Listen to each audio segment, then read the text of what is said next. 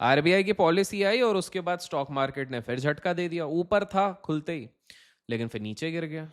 Crypto market अपने all time लोज पे चल रहा है, कभी कोई स्कैम बाहर आ रहा है, कभी कोई पॉलिसी बाहर आ रही है, और ऐसे में दोस्तों आप में से काफ़ी सारे लोग कंफ्यूज हैं कि अपने पोर्टफोलियो के साथ क्या करें।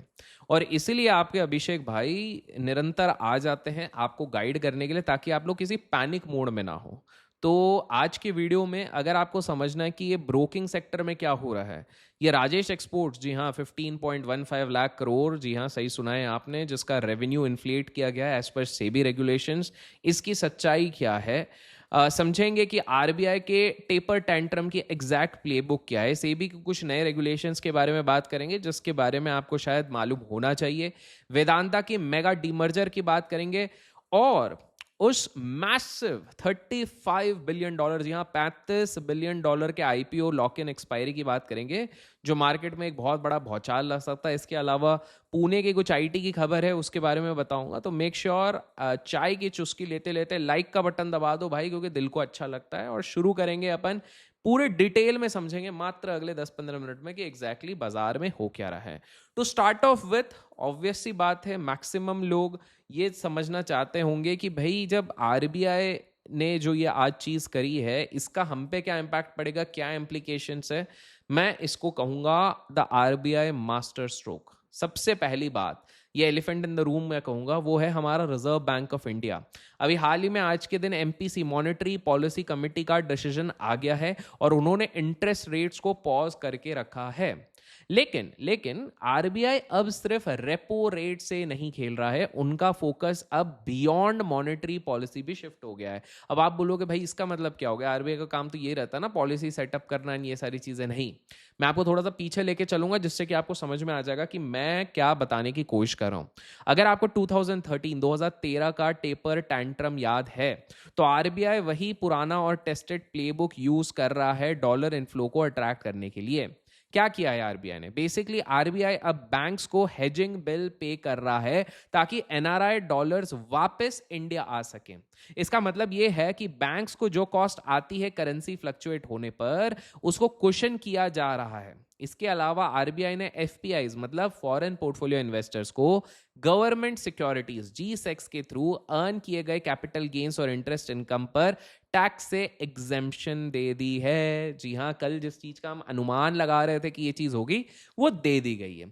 साथ ही एनआरआईज और ओवरसीज इन्वेस्टर्स के लिए इक्विटी एक्सेस को और भी काफी ज्यादा आसान बना दिया गया।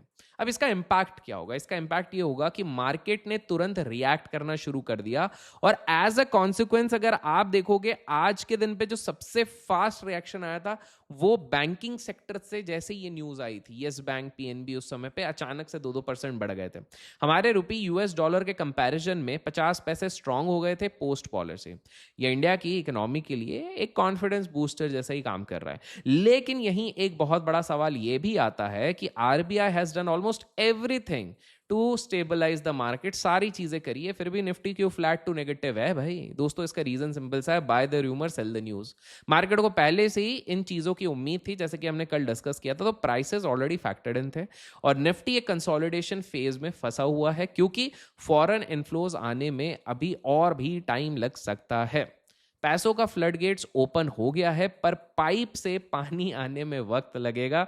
इसके लिए ये सिंपल सा सिग्नल है कि कुछ लुभाने के लिए और देना पड़ेगा भारतीय सरकार को, जिससे कि फॉरेन इंस्टीट्यूशन वापस आए।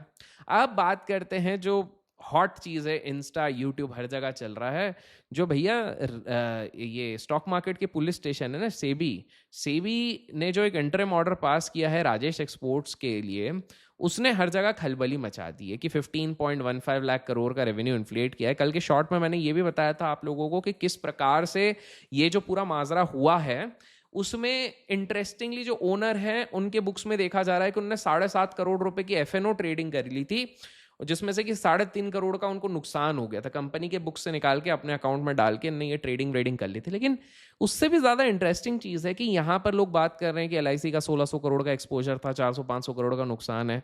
अब मेरे को ये समझ में नहीं आता कि आप जिसको भी देख लो, यस बैंक वाला देख लो, वक्रांगी देख लो, उसके बाद DHFL देख लो, इतने सारे लिस्ट हैं, हर जगह बेचारे LIC का पैसा कैसा फंस जाता है ये मेरे को समझ में नहीं आता। आपको समझ में आ रहा है तो कमेंट्स में बताना। मैं तो बिल्कुल नॉर्मल आम इंसान हूं, तो मेरे को समझ में नहीं आता। दूसरी चीज, BSE के शेयर्स में आज कहीं ना कहीं गिरावट दिखी थी, एंजल भी कहीं ना कहीं डाउन था। ऐसा क्यों?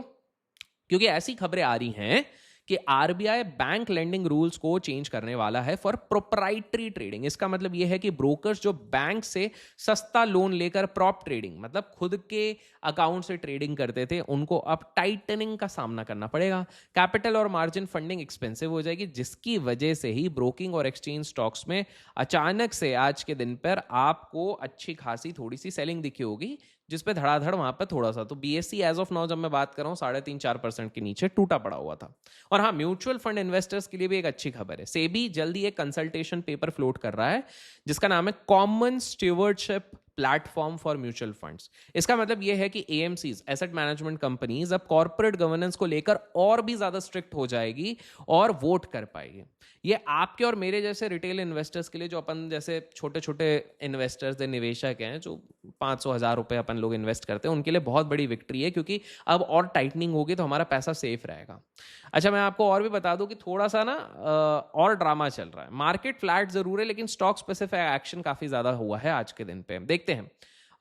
देखिए, आज अगर मैं बात करूं तो सबसे पहले बात करेंगे अपन टाटा स्टील की। टाटा स्टील को जब मैं आज मॉनिटर कर रहा था तो बड़ी इंटरेस्टिंग चीज पता लगी कि अचानक से मार्केट में ये पहले धड़ाम से गिर गया, जाते जाते थोड़ा रिकवर किया।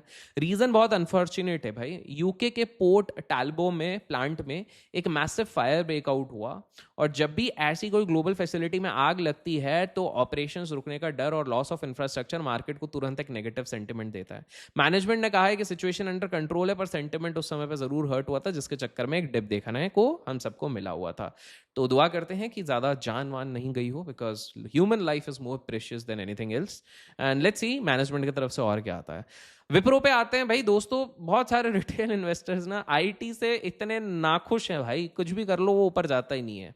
बंद होते होते भले 3.5% के आसपास, लेकिन खुलते ही 6% नीचे खुल गया था। ये क्यों? ये ड्रॉप सिर्फ और सिर्फ बायबैक रिकॉर्ड डेट का इंपैक्ट है। जब कोई कंपनी बायबैक अनाउंस करती है तो उसकी एक्स डेट या फिर रिकॉर्ड डेट आती है, तो शेयर प्राइस ऑटोमेटिकली एडजस्ट हो जाता है, क्योंकि बायबैक प्रीमियम निकल जाता है। ये कोई फंडामेंटल वीकनेस नहीं है, तो विप्रो को लेकर इतना ज्यादा पैनिक मत हो अगर आप इसमें लॉन्ग टर्म इन्वेस्टर हो। I am not saying buy sell hold कुछ भी नहीं, बट हाँ, पैनिक करने की जरूरत नहीं है। It's pure mathematics of the stock market.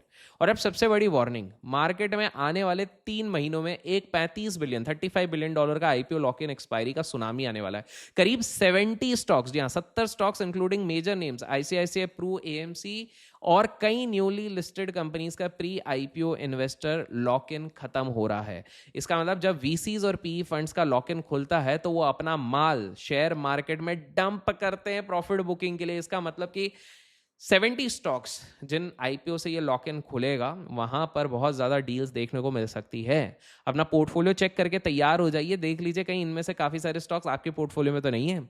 अच्छा, वेदांता के शेयर होल्डर्स के लिए एक इंटरेस्टिंग फेज आने वाला है। वेदांता अपना मेगा डीमर्जर प्लान एग्जीक्यूट कर रहा है। अब सवाल यह है कि उनके famously high dividend pay outs का क्या होगा। एक्सपर्ट्स से अगर हम बोलें, इकोनॉमिस्ट से बोले, तो उनका ये मानना है कि डीमर्जर के बाद प्योर प्ले एंटिटी बन जाएगा ये, जैसे कि एल्यूमिनियम अलग हो जाएगा, ऑयल अलग हो जाएगा, बाकी चीजें अलग हो जाएंगी, जिससे वैल्यू अनलॉकिंग होगी। डिविडेंड पॉलिसी हर नई एंटिटी की अपनी कैश फ्लो पर डिपेंड करेगी, तो थोड़ा सा शॉर्ट टर्म डिसरप्शन इस पर्टिकुलर स्टॉक में आ सकता है। ऑलरेडी हाल फिलहाल में 2-3 दिन पहले ED की रेट के बारे में भी पता चला था, तो ये सारी चीजें कहीं ना कहीं हैम्पर करेंगी। बात करते हैं ओवरऑल क्विकली थोड़ा सा क्रिप्टो मार्केट के बारे में। तो देखिए, इक्विटीज के अगर आप बाहर निकलते हो और अगर आप क्रिप्टो लवर्स हो तो आपको पता है भाई बिटकॉइन अपने 5 वीक लो के आसपास चल रहा है। अच्छी खासी ऊपर से बिकवाली आई हुई है। और क्यों आई है वो? इसलिए क्योंकि ये जो प्री ईरान कॉन्फ्लिक्ट के जो लेवल्स हैं, इनको तोड़ते जा रही है वो इसलिए बिकॉज इसके 2 सबसे प्रमुख रीजन है। पहला ऑब्वियसली जियोपॉलिटिकल टेंशंस और वॉर के जिटर्स हैं।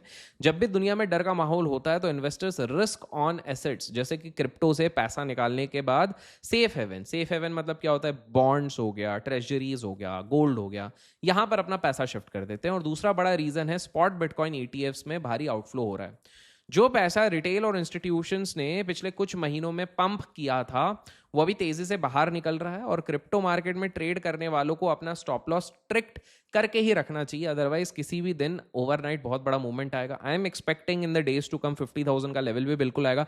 बाकी मैं टाइमली अपडेट हमारे क्रिप्टो लर्निंग ग्रुप में करता हूँ, जिसका अगर आपको पार्ट बनना है तो डिस्क्रिप्शन में दिए गए लिंक से, डेल्टा एक्सचेंज के लिंक से अगर आप अकाउंट खोलते हैं एंड नीचे दिए गए फॉर्म को फिल करते हैं उस आईडी के साथ, तो हम चेक करके आपको उस ग्रुप में एंटर करवा देते हैं। अच्छा, पुणे की आईटी फर्म के बारे में बात करते हैं। बढ़िया स्कैम चल रहा है, फेक आईटी फर्म्स बनाई जा रही हैं जो फ्रेशर से प्रोसेसिंग फी और ट्रेनिंग फी के नाम पर पैसा लूट रही हैं। तो थोड़ा संभल के रहो भाई, डेस्परेशन में जॉब के लिए जो पैसे मत दे के आ जाओ। तो इसी को देख के FITE, forum of IT employees ने महाराष्ट्र के CM, लेबर और आईटी मिनिस्टर्स को लेटर लिखकर SIT that is special investigation team की प्रोब मांगी है।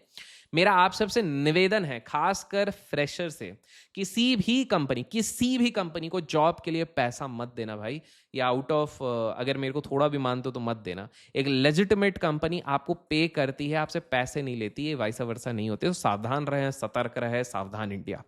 अच्छा, अब समझने की ये भी कोशिश कर लेते हैं कि आने वाले दिनों में हम क्या एक्सपेक्ट कर रहे हैं। RBI की तो पॉलिसी आ गई, IT में धमाधोल कुछ ना कुछ चल रहा है, इतनी सारी चीजें चल रही हैं।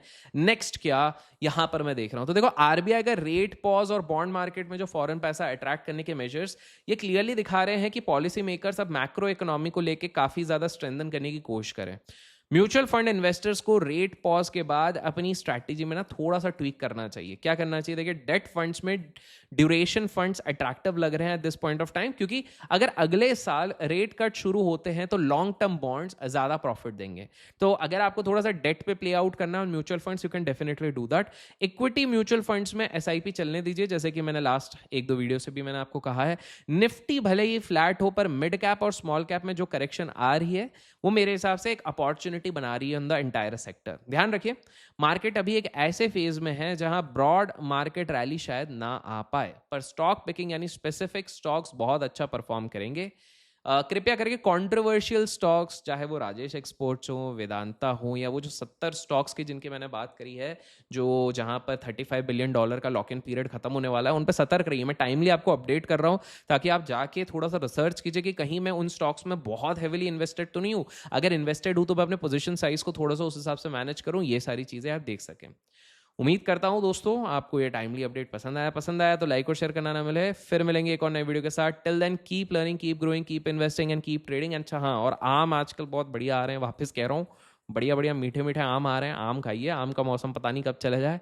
कुछ कुछ जगहों पे तो आंधी तूफान बारिश भी आने लग गई है, लेकिन आम दबा के खाइए ताकि मन मीठा रहेगा, बोल मीठा रहेगा, सब कुछ अच्छा रहेगा। Till then keep learning, keep growing, keep investing and keep trading.